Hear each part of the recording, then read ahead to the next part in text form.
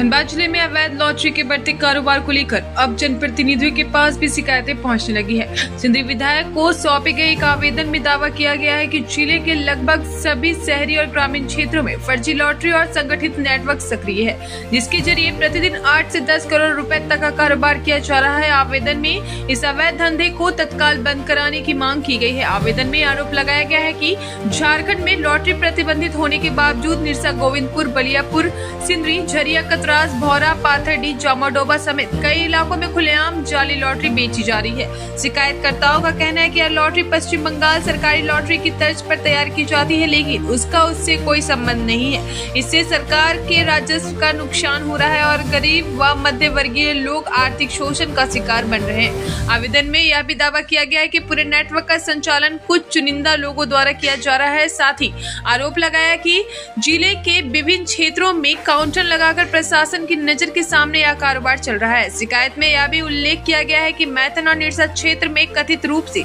जाली लॉटरी की छपाई और वितरण का कार्य होता है। इधर जब इस मामले में धनबाद के एसएसपी प्रभात कुमार ने सवाल किया कि उन्होंने मामले की जानकारी नहीं होने की बात कही और साक्ष्य उपलब्ध कराने की अपील की। इसके बाद यह सवाल उठने लगा कि यदि आवेदन किए गए दावे सही है तो अब तक इस पर कार्रवाई क्यों नहीं हुई। वहीं सिंधी विधायक चंद्रदेव महतो ने कहा कि अवैध लॉटरी का मुद्दा पहले भी विधानसभा में उठाया गया था। सरकार ने कार्रवाई का आश्वासन दिया था, लेकिन जमीनी स्तर पर यह धंधा अभी भी जारी है।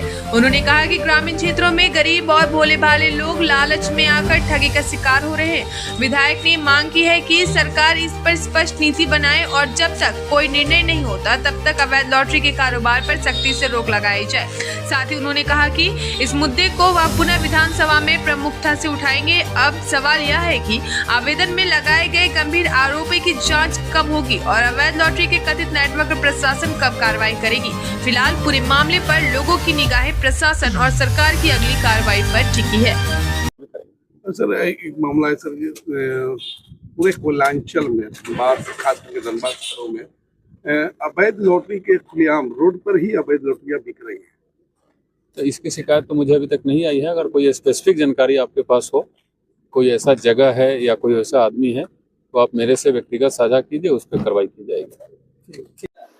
हमको याद है कि पिछले साल विधानसभा में ये मैटर आया था और उसमें जो सरकार का ये था कि उसमें ये कहा गया था कि इस पर तत्काल रोक लगाया जाएगा, लेकिन अभी भी ये सच्चाई है कि ग्रामीण क्षेत्र में हम लोग देख रहे हैं तेजी से ये फल फूल रहा है और बढ़ावा भी मिल रहा है।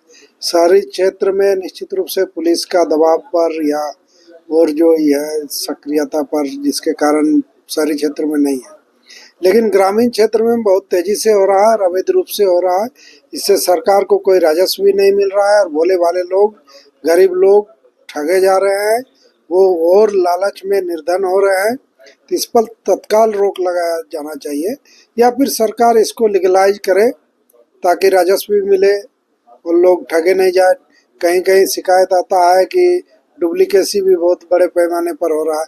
तो इस गोरख धंधा को तत्काल अभी रोक लगाए जब तक सरकार इस पर निर्णय नहीं लेता है, पूरी तरह से बंद होना चाहिए। विधानसभा में फिर से इसको हम उठाने का काम करेंगे ताकि हमारे लोग ठगे ना जाए, हमारे लोग बर्बाद ना हो।